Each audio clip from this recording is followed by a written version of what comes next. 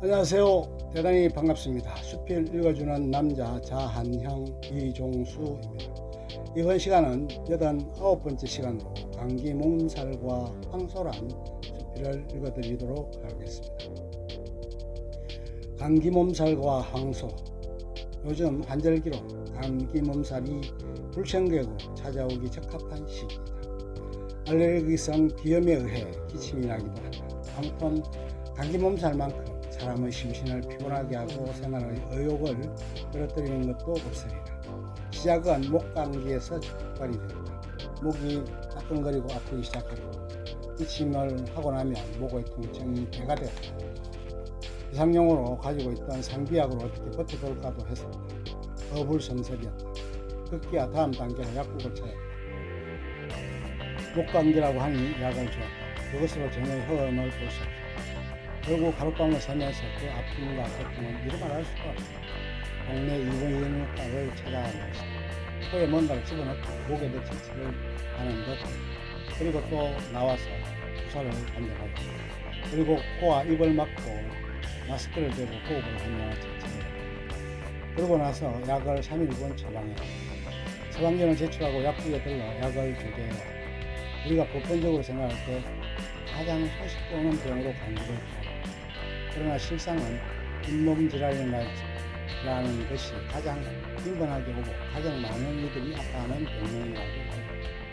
3일여를 감기 몸살에 시달리다 보니 영롱한 의식 속에서 보는 것 같다. 감기 몸살이 이렇게 지독했던 적이 없었던 것 같은데 아무튼 이번에 감기 몸살은 유독 도를 넘는 듯했다. 몸에 열이 나서 불덩이가 된 것도 같았다. 그나마 다행인 것은 휴일에 아픔이 본격화된 것이 그나마 다행스러운 일이었다. 그러지 않았다면 병가를 냈어야 했을 것이다. 하루 종일 이불을 뒤집어 쓰고 몸조리 했지만 차도는 별로 없었다. 열을 많이 가라앉힌 듯한데 의외로 기침이나 목의 따끔거림은 조금은 덜해졌지만 완전히 정상으로 돌아오지 않았다. 본래 돈을 잃으면 조금 잃는 것이요 명예를 잃으면 많이 잃는 것이고 건강을 잃으면 모든 것을 잃는다라고 하는 얘기도 있지 않은가. 한번 이렇게 감기 몸살을 제대로 앓고 나면 몸을 잘 간수하게 되고 돌보게 되는 것이리라.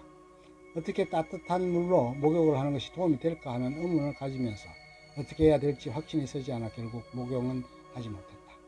감기 몸살에는 별다른 특효약이 없는 것으로 알고 있다. 고춧가루를 탄 소주를 먹어야 한다거나 땀을 내야 한다는 등 여러 가지 민간요법이 있긴 한데 환절기에 들었으면 독감에는 별 효험이 없어 보인다. 치료기간은 보통 2주 정도를 요한다고 한다. 목소리도 변성이 되어 제대로 구분이 되지 않을 정도였다. 밥을 넘기는 것도 힘들었다. 밥을 넘기는 것이 모래알이나 소태를 삼키는 것처럼 힘들고 어렵게 느껴졌다.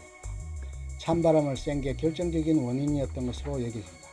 본인의 아픔과 어려움도 문제지만 또 그것이 엄청난 전염성을 갖고 있기에 가족들이 겪는 불편도 한두 가지가 아니다.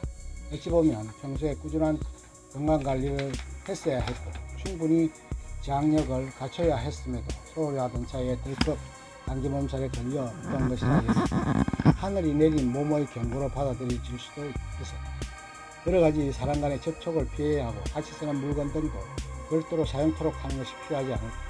주말에 계획됐던 모임에도 갈 수가 없는 상황이다.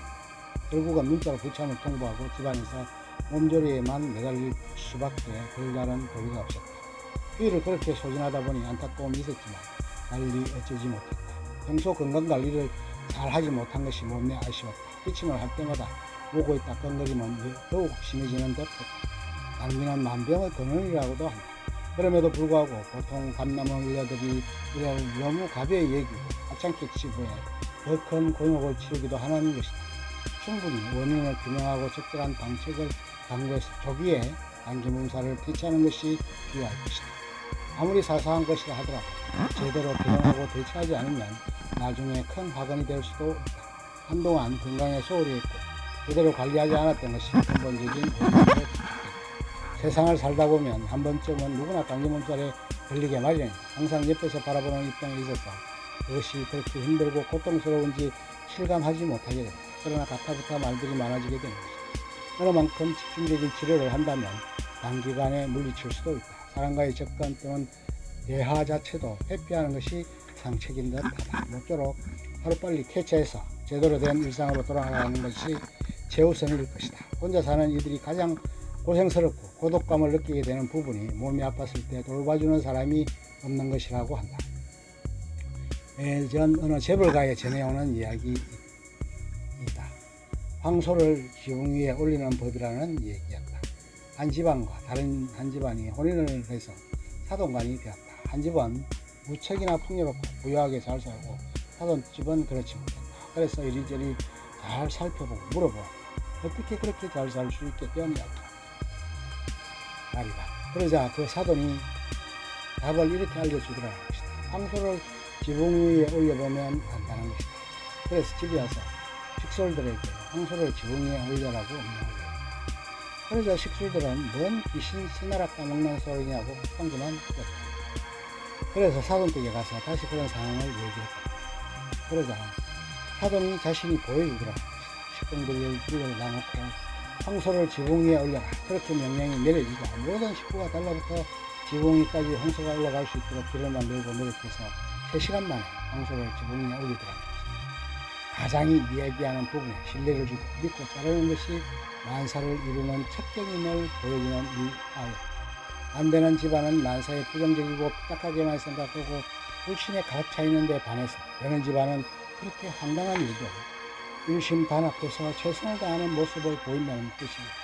그것이 비록 얼토당토하는 일이라 하더라도 가장에 대한 믿음에서 온 식솔이 한마음이 되어 혼신의 노력을 다하게 된다. 그것은 생을 살아가는 기본적인 절차요 길의 한 형태임을 분명하게 보여주는 예인 것이다. 어떤 일이 주어지든지 맡은 바에 최선을 다하고 그 결과를 기다리는 진인사 대천명하는 자세가 올곧게 세상을 사는 지혜가 되리라. 이제부터는 일상에 더욱 진력을 다해서 관절기 감기를 몰아내고 정상적인 생활의 회기를 도모하는 게 필요하다고 생각한다. 하늘도 쪽빛으로 물들고 별반의 색도 초록으로 제 빛깔을 찾아가는 때 이 불청객을 잘 피해 건강한 새봄을 맞이하길 기대해본다. 지금 한참 코로나19 감염병이 유행처럼 번져나고 있다. 세계로 퍼져나가는 이런 전염병, 유행병은 정말 사람들의 일상을 다 바꿔놓는 그런 셈이 된다. 모두 이 어려운 위기를 잘 극복해내서 평상으로, 일상으로 되돌아갈 수 있기를 기대해본다. 대한민국 화이팅! 코로나19 물러가라. 끝! 좋으면 좋아요, 구독 눌러주세요. 감사합니다.